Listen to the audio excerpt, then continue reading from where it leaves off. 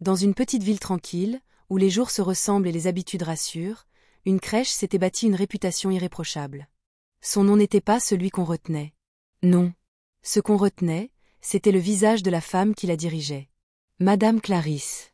Une dame douce. Toujours tirée à 4 épingles. Toujours avec ce sourire. Pas un sourire forcé. Pas un sourire commercial. Un vrai sourire. Un sourire qui donnait confiance. Elle connaissait le prénom de chaque enfant, l'anniversaire de chaque bébé, et même les petits détails que les autres oubliaient. Qui avait peur du noir, qui ne mangeait pas de carottes, qui faisait pipi au lit. Les parents l'adoraient. Depuis que mon fils va là-bas, il ne pleure plus le matin.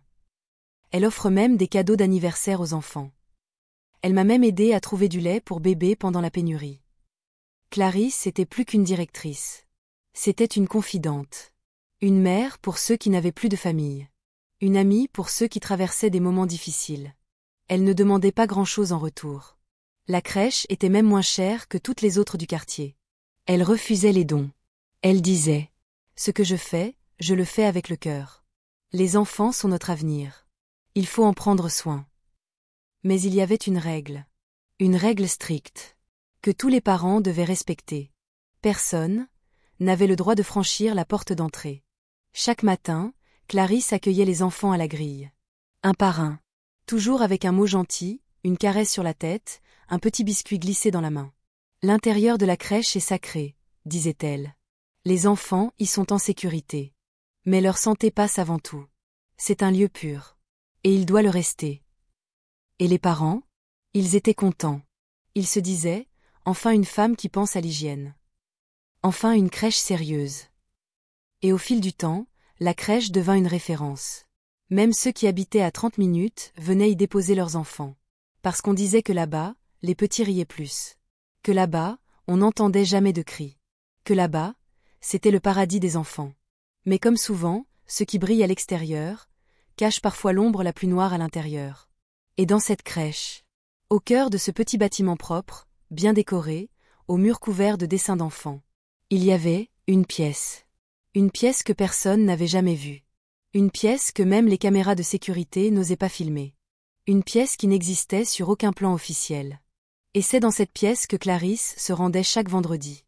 Juste avant l'heure de la sieste. Mais ça, personne ne le savait encore. Clarisse ne manquait jamais un seul jour. Elle était là dès 6h30, avant même que le soleil ne perce les nuages du matin. Elle ouvrait elle-même le portail. Elle nettoyait elle-même la cour. Et elle préparait chaque petit déjeuner avec soin. Des tartines de confiture. Du lait tiède. Des petits biscuits. Même les enfants difficiles finissaient par manger.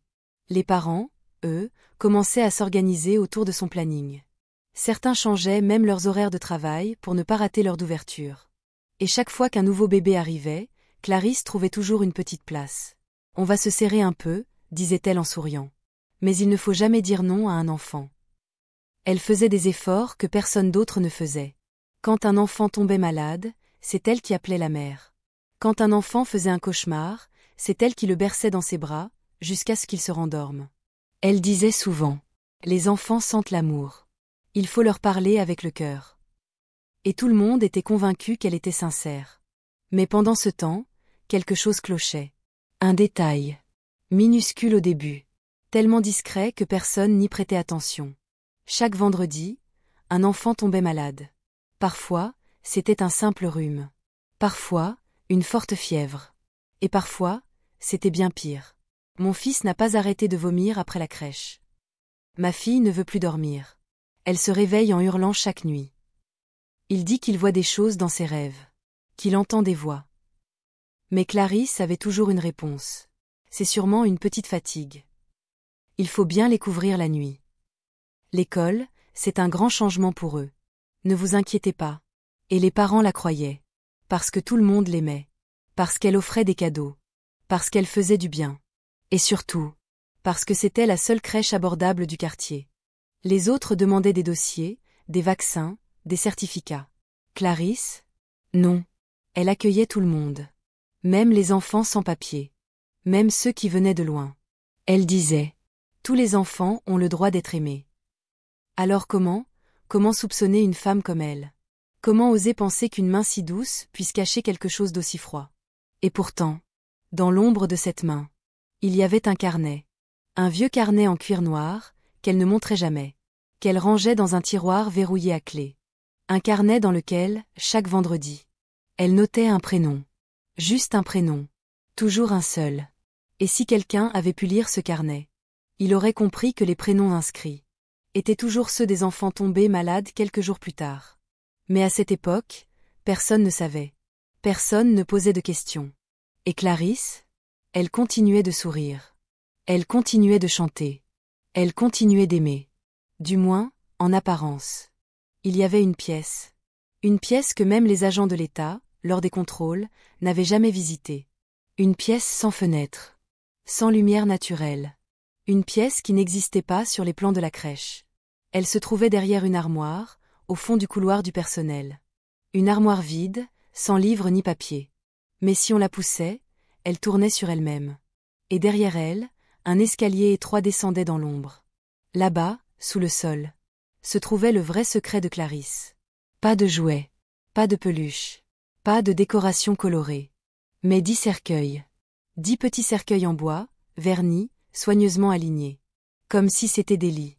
Chaque cercueil portait un symbole étrange, gravé à la main. Des cercles entrecroisés. Des serpents. Des yeux sans paupières. Et sur les murs, des centaines de signes. Peints à la craie blanche. Certains ressemblaient à des alphabets oubliés. D'autres à des dessins d'enfants, sauf qu'aucun enfant n'aurait pu dessiner ça. Au centre de la pièce, un tapis rouge usé. Et posé dessus, un vieux fétiche, en bois et en os. Le visage déformé. La bouche ouverte. Et à ses pieds, une coupelle contenant des mèches de cheveux, des dents de lait, des gouttes de sang séché. Chaque vendredi, Clarisse descendait. Elle retirait ses chaussures. Elle nouait un pagne noir autour de sa taille. Elle plaçait chaque enfant dans un cercueil, un par un. Et elle prononçait ces mots, dans une langue ancienne que personne ne comprenait. Puis, elle s'asseyait face au fétiche, et attendait. Parfois 10 minutes. Parfois 1 heure. Le fétiche ne parlait pas. Mais elle disait qu'elle savait. Elle disait que quand le vent changeait de direction, quand une mouche se posait sur un cercueil. Alors, le choix avait été fait. Le carnet s'ouvrait. Et un prénom était inscrit. Clarisse ne tremblait jamais. Elle ne pleurait jamais. Elle disait que ce qu'elle faisait était un sacrifice pour maintenir l'équilibre. Elle disait que certains enfants étaient destinés à souffrir, et qu'il valait mieux que leur âme serve à nourrir les esprits. Mieux vaut qu'un seul périsse, que tous soient maudits. Elle n'était pas folle. Non. Elle était convaincue. Persuadée que ses actes étaient justes. Que l'amour qu'elle montrait aux enfants compensait ce qu'elle faisait dans l'ombre.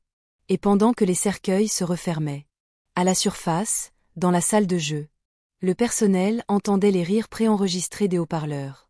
Des rires d'enfants. Des comptines. De la musique douce. Personne ne descendait jamais. Personne ne savait. Du moins, pas encore. Vendredi. Un jour comme les autres, pour ceux qui vivent à la surface. Mais dans cette crèche, le vendredi était un jour sacré. Clarisse ne parlait presque pas. Elle passait la matinée en silence, les yeux dans le vide, concentrée. Elle regardait les enfants jouer. Elle les observait comme on observe un troupeau. Calmement. Avant l'abattage. Le vendredi, les goûters étaient plus sucrés. Les berceuses plus douces. Et l'air semblait plus lourd. Vers 13 heures, l'assistante quittait les lieux. Elle croyait à une habitude personnelle. Clarisse disait qu'elle voulait passer la sieste seule avec les enfants pour les surveiller. Et l'assistante partait, sans se douter. Puis venait le moment. Un à un, les enfants étaient conduits dans la pièce secrète. Certains rigolaient. Certains étaient déjà à moitié endormis.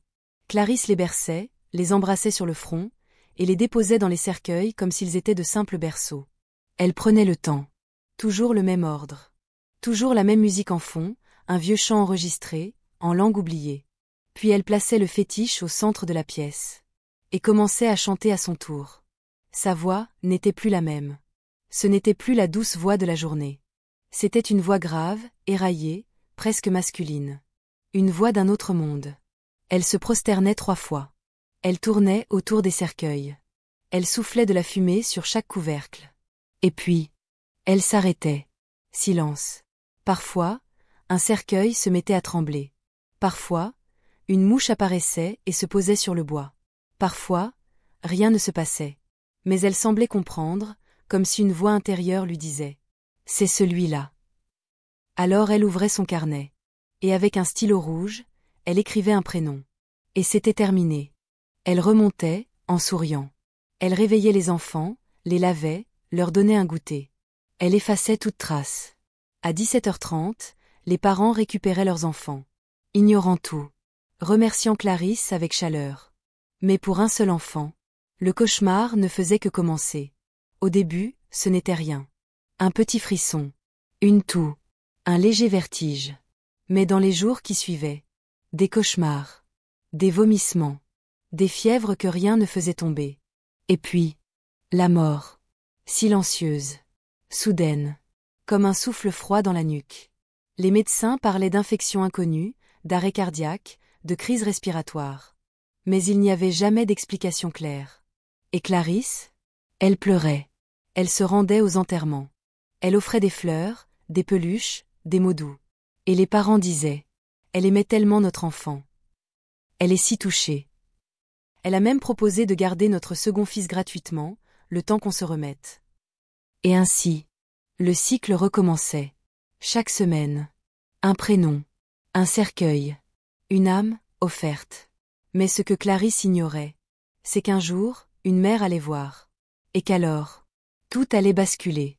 Ce n'était pas un cas isolé. Pas une malchance. Pas une coïncidence. Depuis 3 mois, les familles en deuil se multipliaient. Toujours des enfants issus de la même crèche. Toujours les mêmes symptômes. Faiblesse soudaine, cauchemar, maladie inexpliquée, puis la mort. Mais personne ne parlait. Personne ne posait la question à voix haute. Parce que Clarisse était intouchable. Elle avait enterré les enfants avec les parents. Elle avait pleuré avec eux. Elle avait organisé des collectes. Elle avait payé une tombe pour un couple trop pauvre.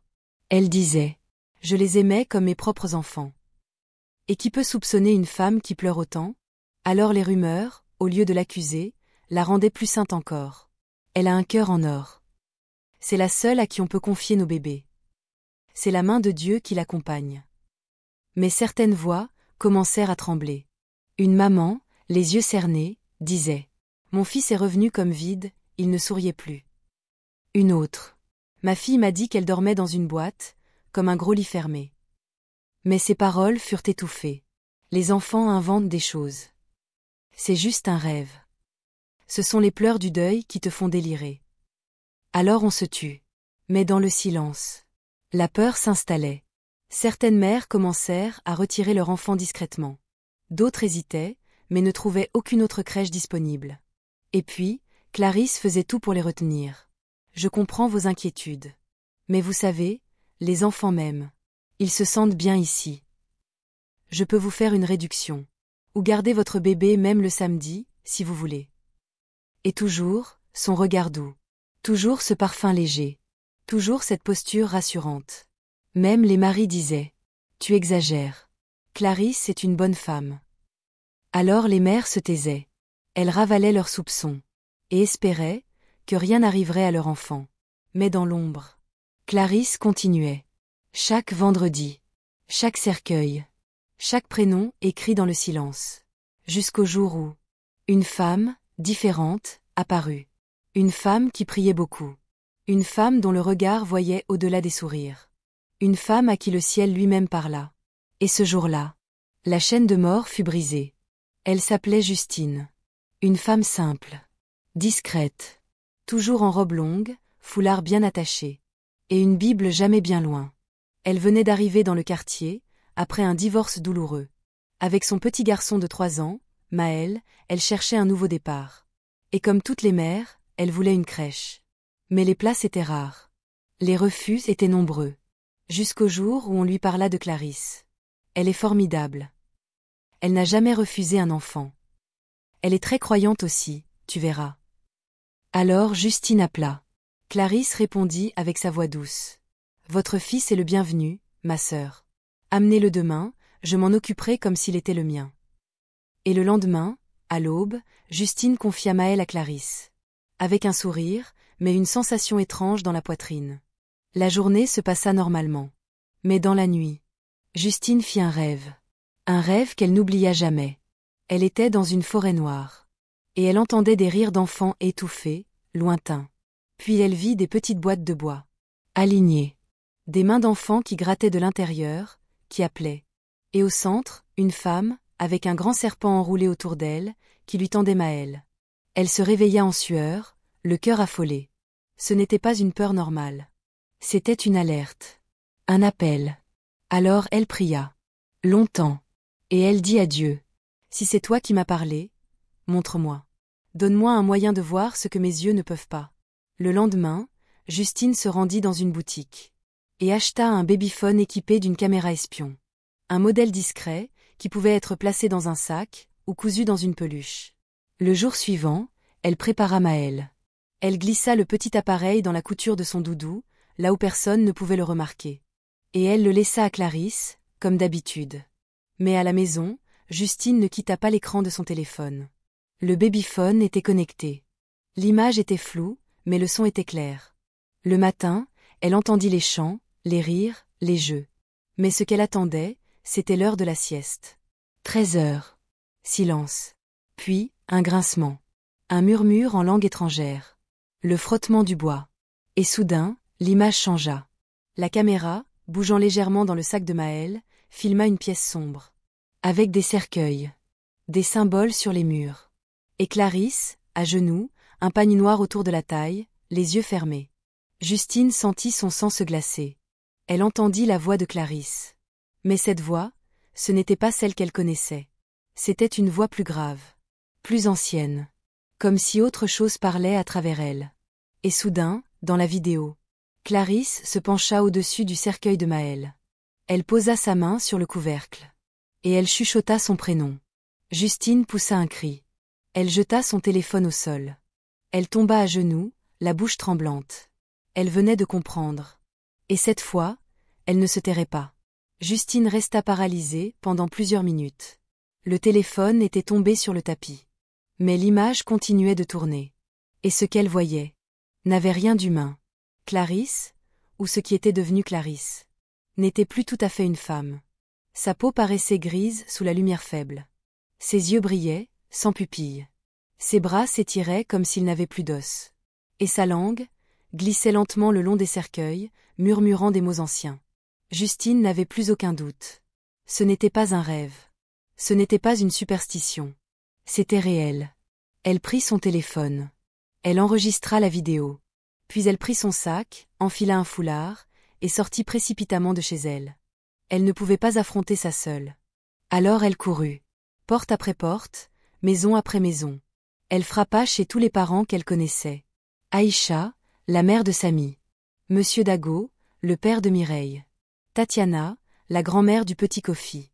Venez. Je vous en supplie. Il faut voir ça. Vos enfants sont en danger. Certains la prirent d'abord pour une folle. Mais quand elle montra la vidéo, quand ils virent les cercueils, les symboles, la créature, leur sang se glaça. Et la peur se transforma en colère. Depuis le temps qu'on enterre nos enfants, on aurait dû écouter nos femmes. Elle doit payer. En moins d'une heure, une dizaine de parents étaient réunis. Certains portaient des bâtons.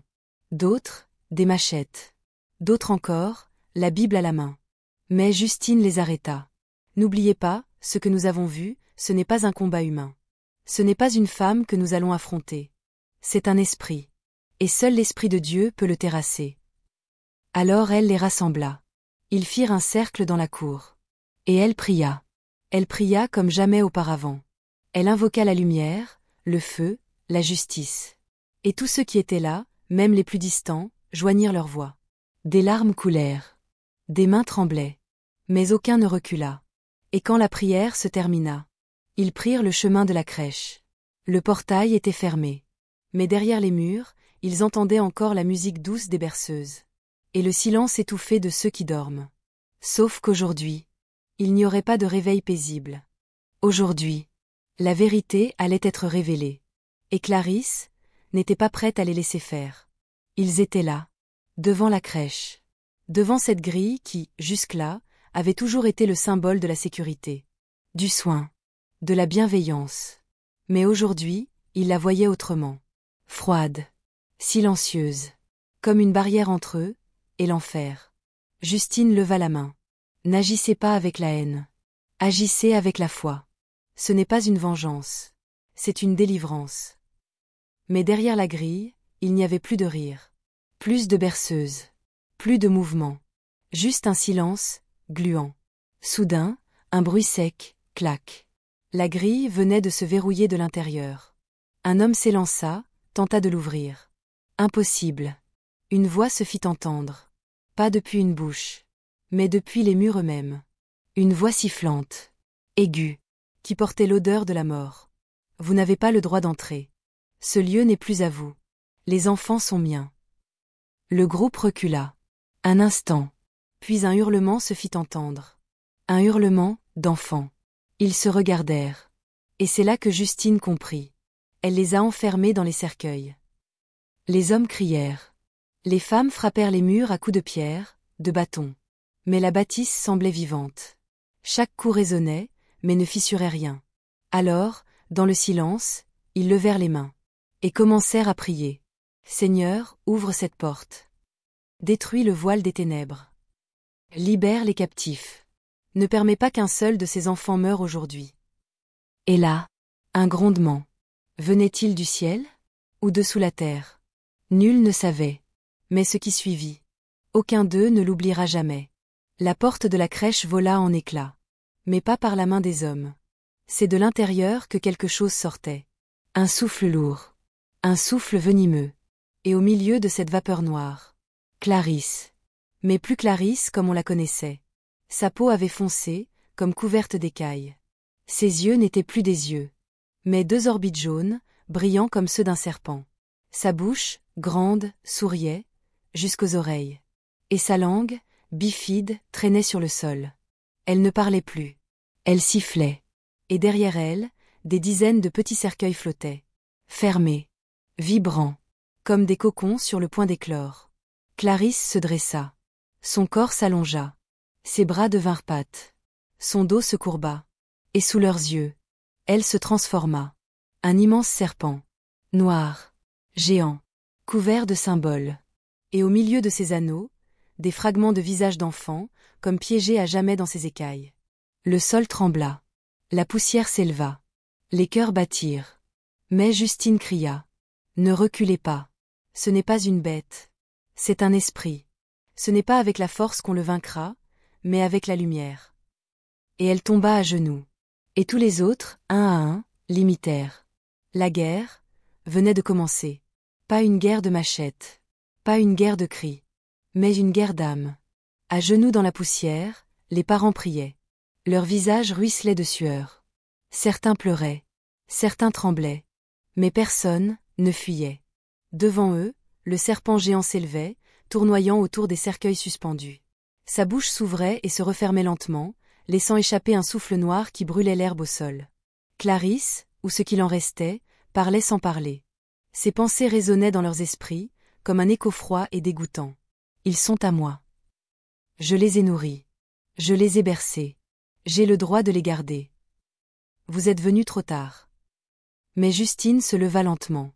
Sa robe balayait la poussière. Ses yeux étaient remplis de larmes, mais sa voix était ferme. Tu as volé ce qui ne t'appartenait pas. Tu as trompé l'amour. Tu as trahi la confiance. Tu as touché aux enfants des vivants. Et elle pointa un doigt vers la bête. Mais aujourd'hui, la lumière de Dieu te demande des comptes. Alors elle ouvrit sa Bible. Et elle lut à haute voix. Ils ont vaincu par le sang de l'agneau et par la parole de leur témoignage. Apocalypse 12h11. Le serpent hurla. Un cri suraigu, si fort que les vitres éclatèrent dans les maisons voisines. Le ciel s'assombrit d'un coup. Des nuages noirs s'enroulèrent au-dessus de la crèche. Le vent se leva. Mais les parents ne reculèrent pas. Un homme leva sa voix. Père, envoie ton feu. Brise les chaînes de l'innocence volée. Une autre femme cria. Seigneur, restitue ce que l'ennemi a dévoré. Et Justine hurlait. Rends-nous nos enfants. Les cercueils tremblèrent. Un à un. Puis, un claquement. Un couvercle s'ouvrit. Un enfant apparut. Endormi, mais vivant. Puis un autre. Et encore un autre. Le serpent devint fou. Il tourna sur lui-même, fouettant le sol de sa queue monstrueuse. Il tenta de frapper Justine. Mais chaque fois qu'il s'approchait, il était repoussé, comme par un mur invisible. Alors il rampa vers la cour. Il voulait fuir. Fuir cette lumière. Fuir cette foi.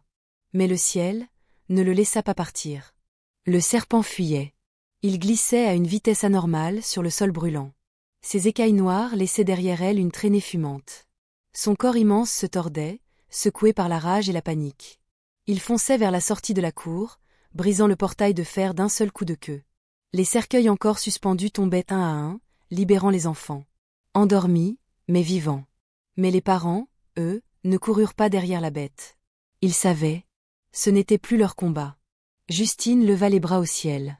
Elle ne cria pas. Elle ne s'agita pas. Elle prononça simplement. « Père, c'est maintenant. Frappe-le. » Et le ciel répondit. Un vent violent s'abattit d'un seul coup. Les nuages se déchirèrent. Un silence lourd, brutal, s'abattit sur la cour. Même le serpent s'arrêta net. Il leva sa tête monstrueuse, et pour la première fois. Il eut peur. Ses yeux brillants scrutèrent les cieux, comme s'il sentait ce qui allait arriver. Et puis, la foudre. Un éclair. Immense. Brutal. Aveuglant. Il frappa le sol de la cour, droit sur le dos du serpent. Un craquement, un rugissement inhumain déchira l'air. Le monstre se tordit. Son corps devint incandescent. Ses écailles explosèrent une à une comme du métal fondu. Il se recroquevilla, hurla, tenta de fuir encore. Mais le feu céleste le consuma de l'intérieur. Pas un feu ordinaire. Pas un feu qui brûle la chair. Un feu qui détruit l'âme. Le sol se mit à trembler. La crèche tout entière se fissura, comme si les fondations refusaient d'abriter cette horreur plus longtemps. Puis le bâtiment s'effondra, lentement, sans bruit, comme une bête qui meurt. Et quand tout s'arrêta, il ne restait rien. Plus de serpents. Plus de cercueils. Plus de Clarisse. Juste des cendres. Et une odeur de pluie mêlée à la délivrance. Justine s'agenouilla. Elle prit son fils dans ses bras. Il ouvrit les yeux. Et sourit faiblement. Autour d'elle, les enfants se réveillaient un à un. Certains pleuraient. D'autres demandaient à manger. D'autres ne comprenaient rien. Mais tous étaient vivants. Et les parents pleuraient. Non de peur, mais de gratitude. Ce jour-là, ils comprirent que certaines batailles ne se gagnent pas avec des armes. Mais avec la foi. Avec la vérité. Avec le courage de ne plus se taire. Et dans cette cour, sous le ciel redevenu bleu, une voix s'éleva. Plus jamais ça. Plus jamais nous ne laisserons le mal se cacher derrière un sourire. Et tous, d'une seule voix, répondirent. Amen. Le lendemain, le quartier tout entier se leva dans l'incompréhension.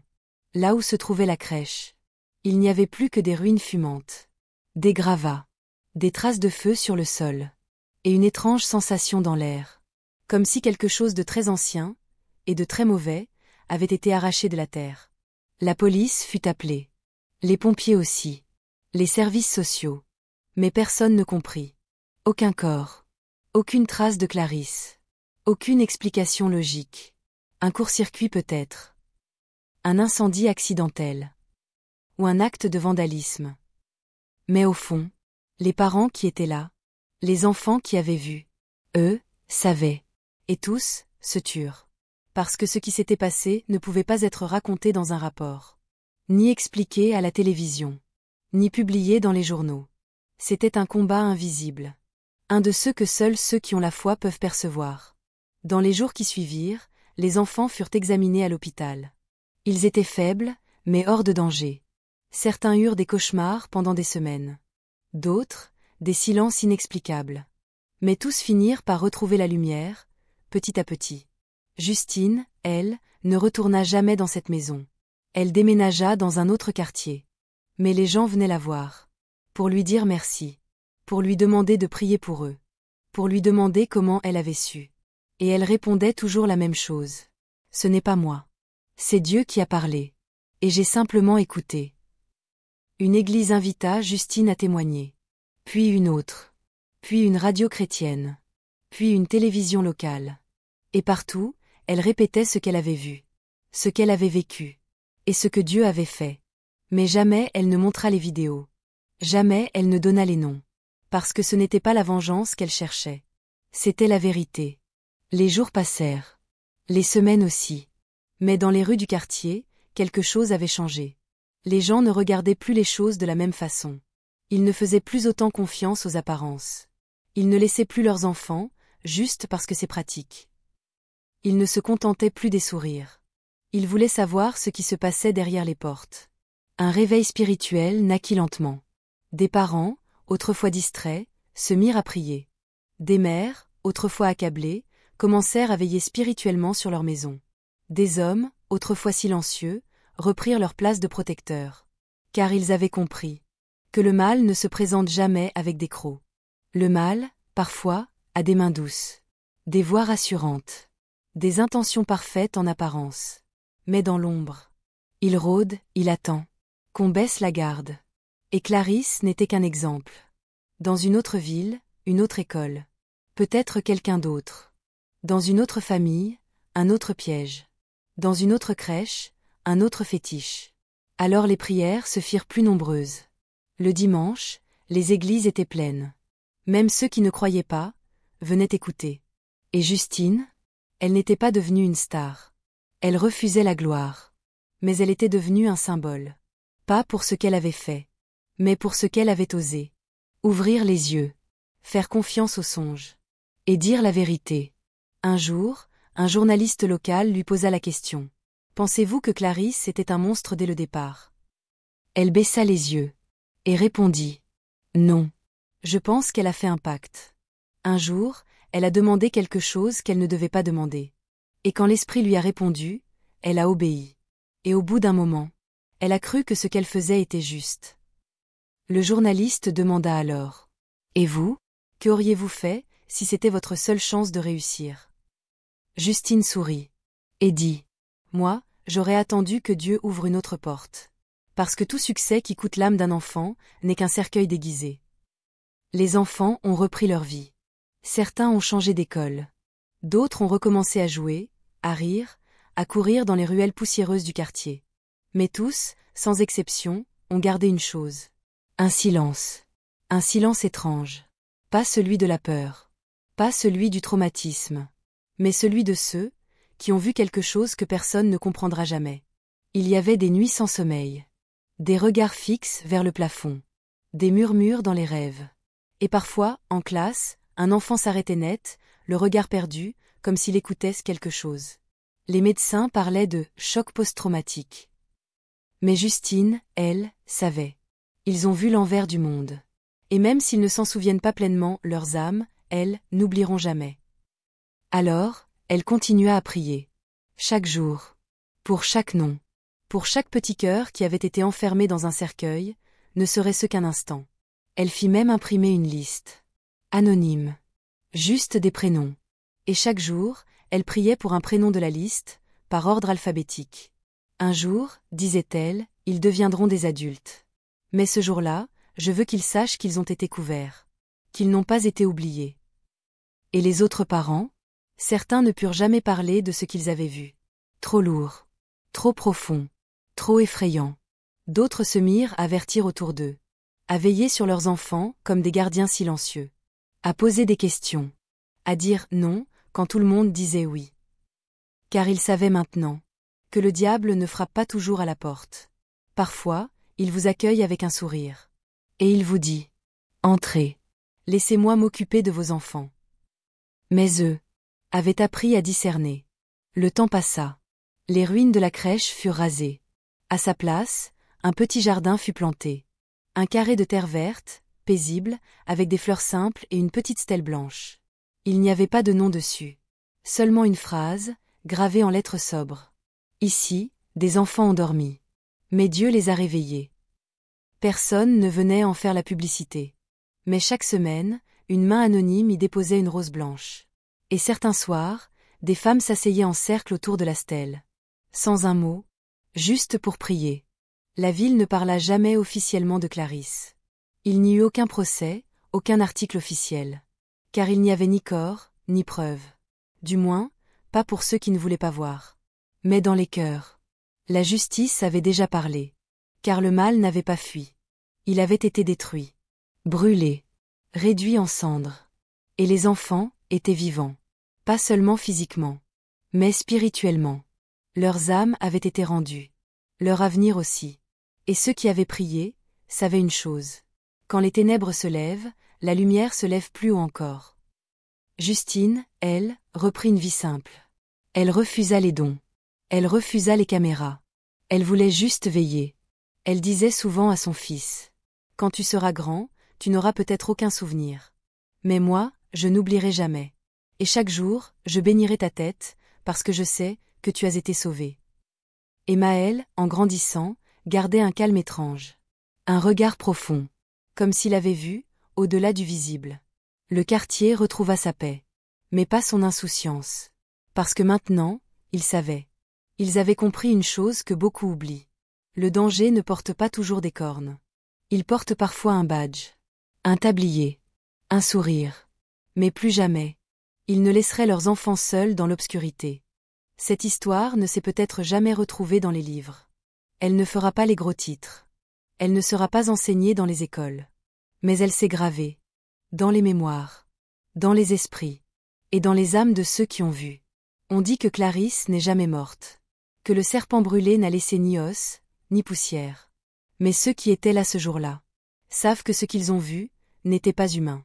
Et que ce qui l'a terrassé ne venait pas de la terre. Car la foi, la vraie foi, ne fait pas que prier en silence. Elle agit. Elle se lève. Elle dénonce. Elle combat. Et elle protège. Les enfants sont les perles du ciel. Les offrandes innocentes de Dieu à la terre. Mais l'ennemi rôde. Depuis toujours. Cherchant qui dévorer. Même les plus petits. Alors, à toi qui écoutes cette histoire. Toi le parent. Toi l'oncle. Toi la sœur, le frère, l'enseignant, le croyant. Veille. Ouvre les yeux. Ne te laisse pas bercer par la facilité. Ne confie jamais ton enfant les yeux fermés. Et surtout, ne néglige jamais un songe. Ne minimise jamais une voix intérieure. Car parfois, c'est Dieu qui crie à travers ton intuition. Et si un jour, l'ombre vient frapper à ta porte, souviens-toi de cette histoire. Souviens-toi que la lumière triomphe toujours. Car nous n'avons pas à lutter contre la chair et le sang, mais contre les puissances des ténèbres dans les lieux célestes. Éphésiens 6h12